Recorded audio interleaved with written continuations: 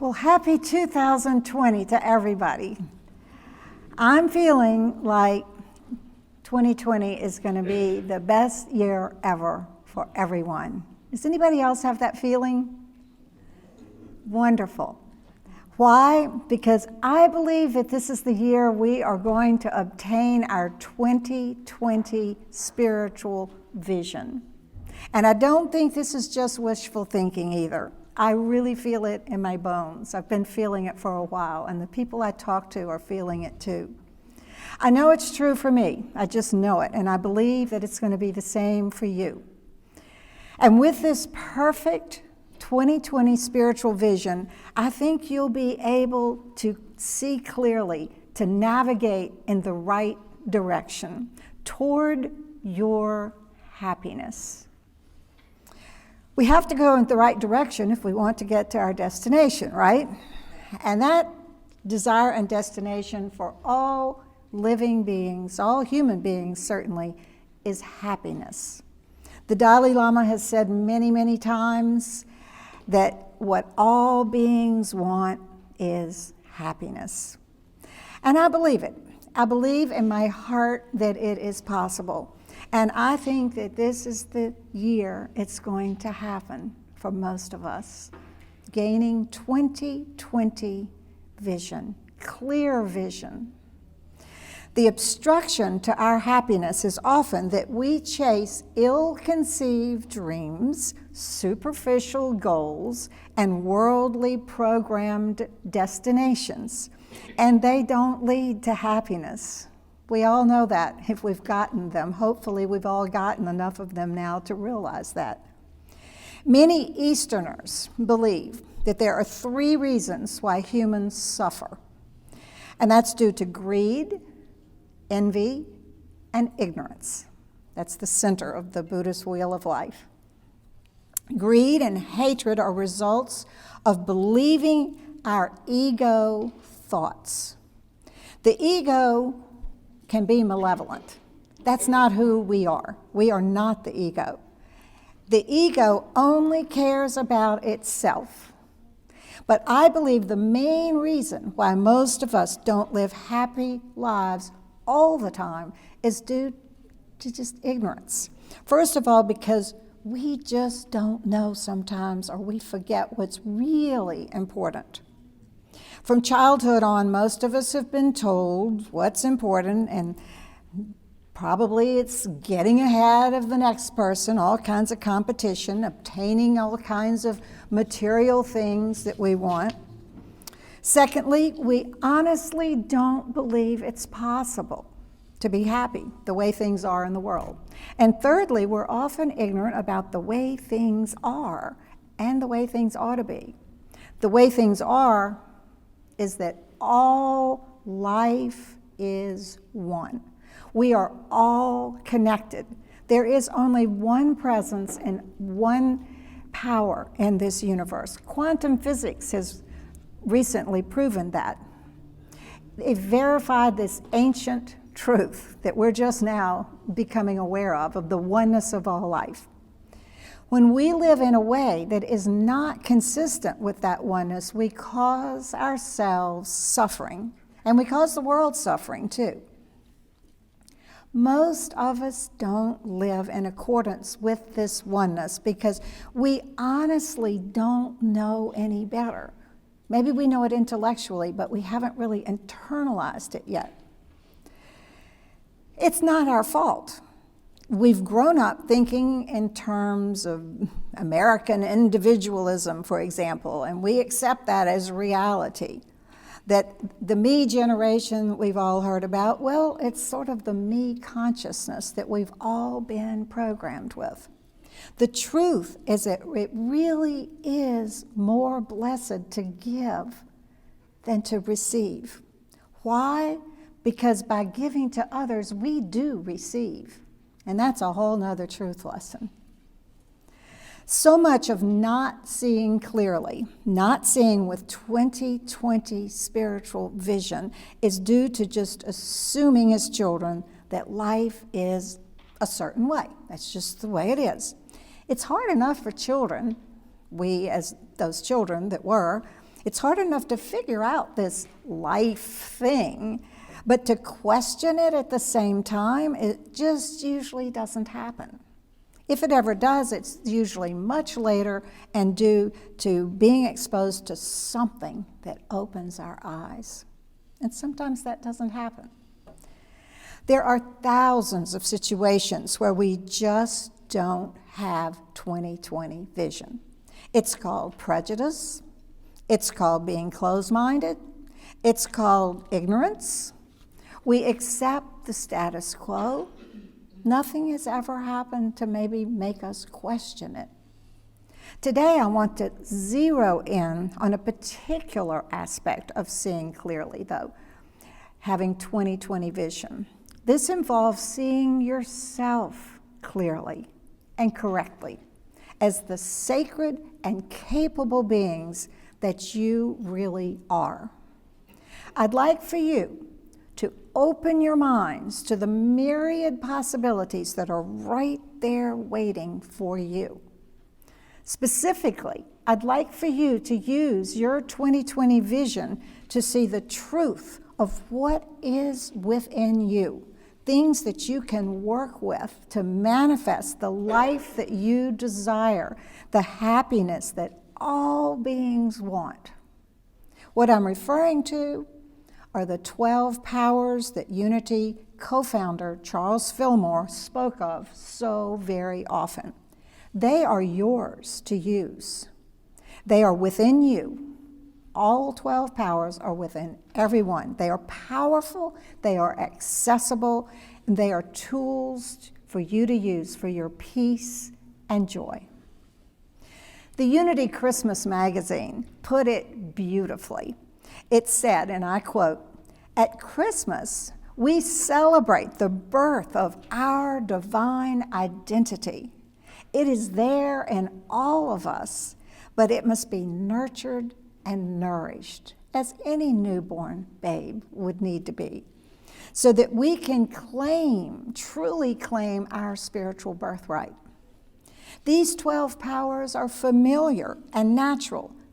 They are faith, strength, wisdom, love, power, imagination, understanding, will, order, zeal, elimination, and life.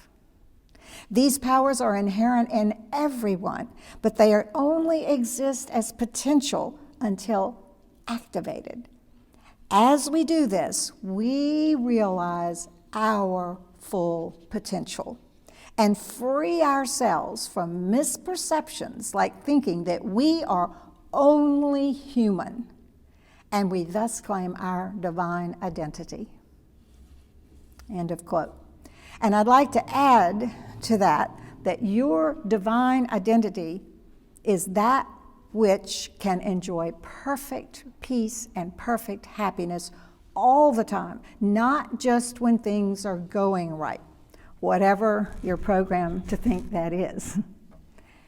So, do I think that it will be your best year ever because there will be nothing but kind, gentle, and polite people in your life? Nope. Difficult people are a fact of life. Do I think it's because there will finally be world peace this year? Nope, that would really be a bit naive the way things are going. Do I think it will be because there won't be any more ego-driven, self-serving people in your life? Nope, that would be even more naive. Do I believe you're going to win the lottery? Of course not. But I do think it's going to be the year when you get more and more what you want because you use unity principles, these universal truths that are the truths in every religion that have been there forevermore. They help you see clearly, they help you navigate your life through the ocean waves and the ocean storms in a way that allows you to reach your destination of happiness. I really believe it. I feel it in my bones. This is the year it's going to happen. Like waves, life comes and goes, right? We all know that. Difficult people appear and disappear. Challenges present themselves and they go away. But when we are very present to what is happening out there and what it triggers in here, we can use every one of those things to grow and evolve and transcend our programming. Each unpleasant person or experience can be your teacher. Grist for the mill. We talk about that all the time. It can all be used for your enlightenment, which in Western terms means manifesting the kingdom of heaven in your life on earth. We all know the apparent problems that affect our peace. Negative people, fussy people, demanding people, narcissistic people, power-hungry people, prejudiced people, dishonest people, self-absorbed people, in other words, people. That's how we often perceive them. In other words, we have to deal with people. What do we do about these people and these situations that they create so that they don't interrupt our peace and joy, our happiness? One of my gurus, Ram Dass, said about one of these people, Hitler, and remember Hitler was a Jew. He said, "I would not invite Hitler into my home, but I will never ban him from my heart." This leads us into the first of Charles Fillmore's 12 powers that we'll discuss today. Wisdom. Wisdom. Maybe it's wise to keep certain people at a safe distance, to have boundaries, not to be naive. That's wisdom. But it's just as wise never to dismiss them from your heart for your sake. Have the wisdom to understand their great suffering that prompted their actions in the first place. Be compassionate toward them in your heart. Something made them that way. Their DNA, their chemical imbalance, their bad programming, maybe lack of social skills. Something made them act out in an inharmonious way. This approach also helps you not have to carry around disease-causing negativity and stress. You can't take people like that personally. Your country, your religion, your race, maybe your looks are just that on which they're going to project their negativity. Anyone who represents what you do will likely be a target for them. Maybe they still haven't worked through some of their authority figure childhood issues. So if you are their boss or if you represent some sort of authority of any kind, they're going to target you. Maybe you look or talk like Aunt Mimi or Uncle Bubba, and they hated Aunt Mimi and Uncle Bubba. So they're unconsciously going to dislike you and they're going to target you. That's just the way it goes. It doesn't matter why. But it does matter that you have the wisdom to know that it has little or nothing to do with you. Maybe they're just negative people, but it's not about you personally. However, you can grow so much personally from the situation. How? You can be much more present about your reactions to people like that. Meditate more, pray more, so that you can see them differently. Pray to see them differently. I do that every time I can remember to do that, and it makes a huge difference. So you practice being the observer of yourself. Someone says or does something out there, you react, you notice that you're angry or stressed, your shoulders get tight, you notice it. Why? It's just a bunch of sound waves out there that they're emitting. Why are you triggered in here? Then look deeper. What in you is causing these sound waves out here to create cramped shoulders or anger? It's kind of fascinating. When a noise in the wall, I've been going through this week, when a noise in the wall or a mouse in the attic around the house causes my Doberman to go into attack mode, barking at what sounds and feels like 200 decibels and running around the house, frenetically growling at this wall, I understand that it is due to his DNA and genetically produced protective instincts. He is not going to let that critter come out of the wall and come at me. I don't think he's a bad dog. I know he's going to kill the critter if it does come out. It doesn't, but I don't think he's a bad dog. Even when he killed a squirrel outside the other day, and one of the members of the church saw it happen too, I didn't think he was a bad dog. I was really sad that he had killed the poor squirrel, and I couldn't even give him a proper burial because I knew my Doberman would dig him up. But I understood that this is what that Doberman was bred to do. My dog Cameron is just being a Doberman.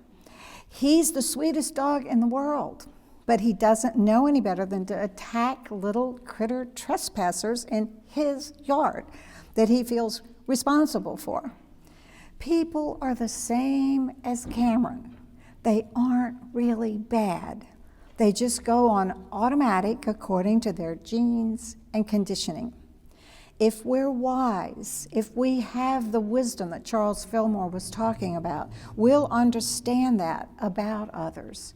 And then we'll even understand it about ourselves and forgive ourselves when we do things that we later regret. I'm wise enough not to bring home a cat to live in Cameron's space. I have that wisdom. I understand his genetics and his conditioning.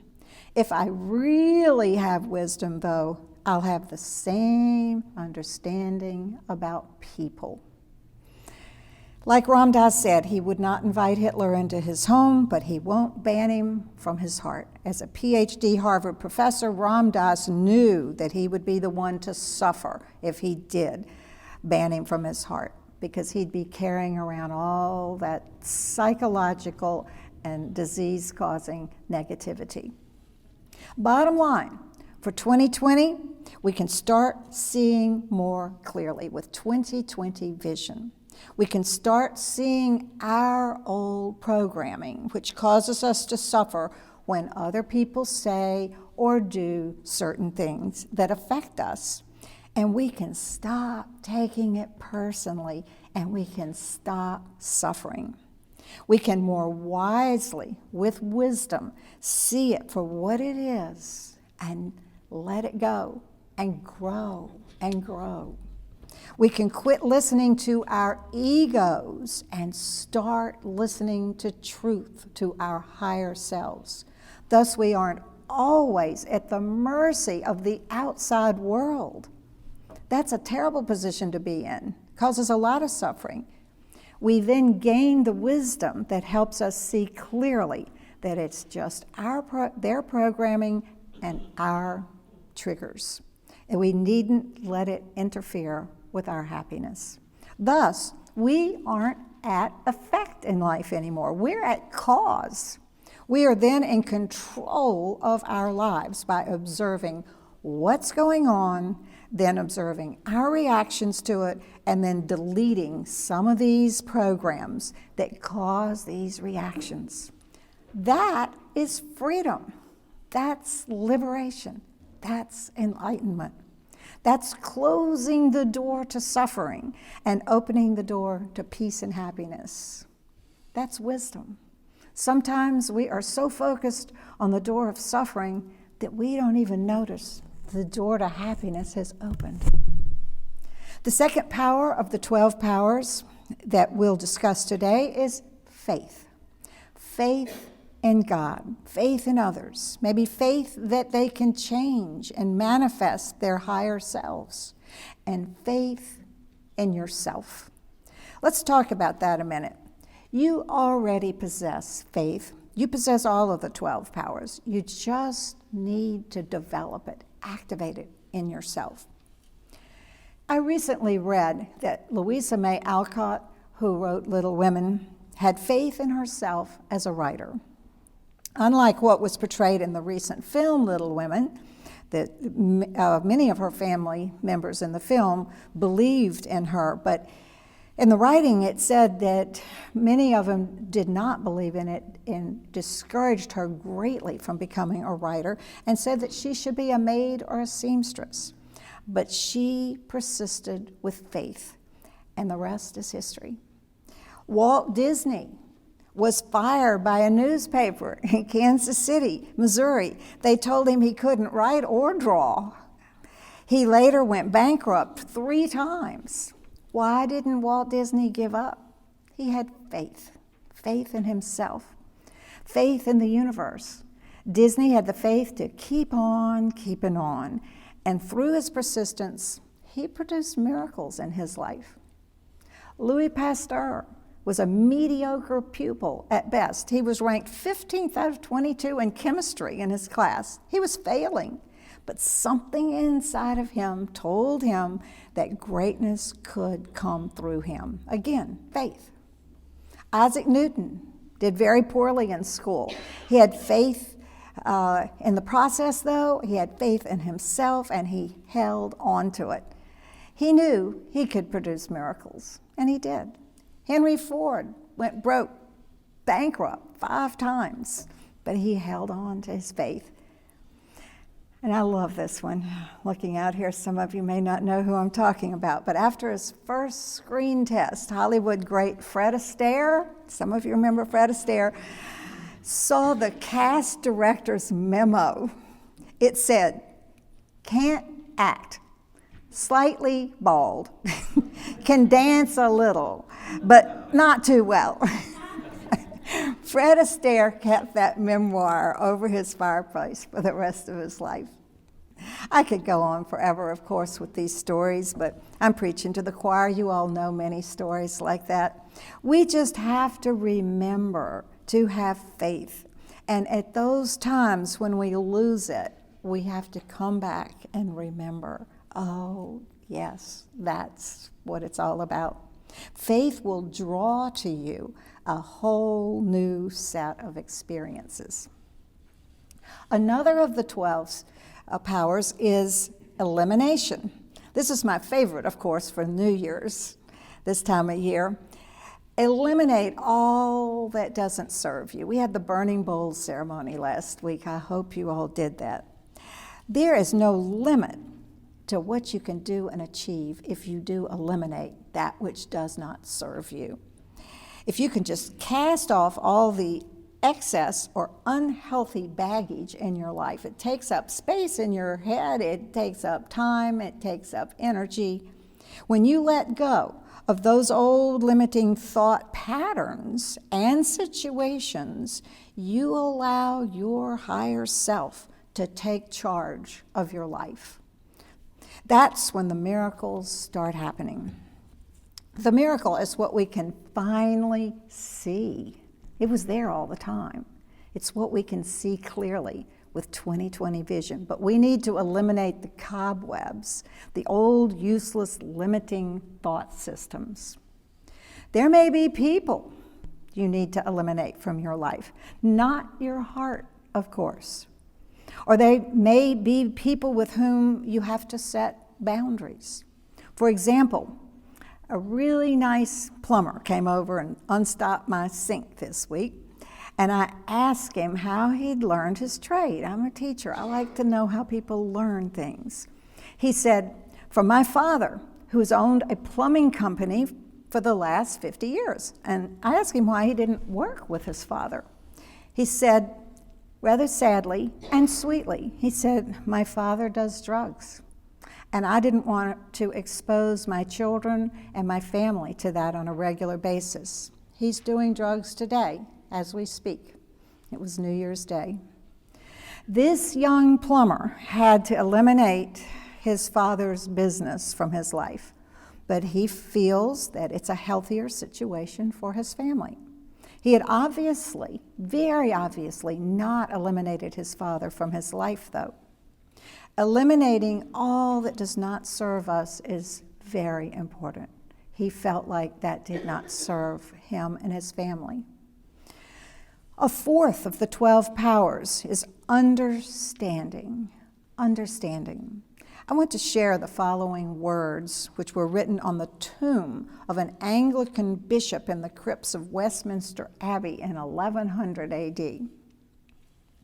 When I was young and free, my imagination had no limits. I dreamed of changing the world. As I grew older and wiser, I discovered the world would not change, so I shortened my sight somewhat and decided to change only my country. But it too seemed immovable. As I grew into my twilight years, in one last desperate attempt, I settled for just changing my family. But alas, they would have none of it. And now, as I lie here on my deathbed, I suddenly realized that if I had only changed myself first, then by example, I would have changed my family. From their inspiration and encouragement, I would have then been able to better change my country. And who knows, I might even have changed the world. It all begins with you. In this moment of time in your life, what are you hoping for? Think about it a minute. What are you hoping for? What do you believe about you? What can you accomplish with your life? The answer is everything. Everything. Faith, wisdom, understanding, elimination. Have faith in yourself and others. Have faith in the source of all life, the one power, the one presence of the universe. Use your wisdom when viewing yourself and others. Understand that changing yourself will change the world, and eliminate what doesn't serve you in your voyage to happiness. True happiness, living by the eternal truths. Your 2020 spiritual vision will clearly guide you to your destination of happiness, not some counterfeit version of it, like sort of a Christmas toy 2 weeks after Christmas, but true, lasting happiness. We will discuss more of the 12 powers next week, but for this week, work on activating the powers of faith, understanding, wisdom, and elimination in your life. They are already there, inherent in you, ready to use, ready to activate. They will help you see with 2020 vision the direction that you can go in to realize your true happiness, and you all certainly deserve it. Thank you.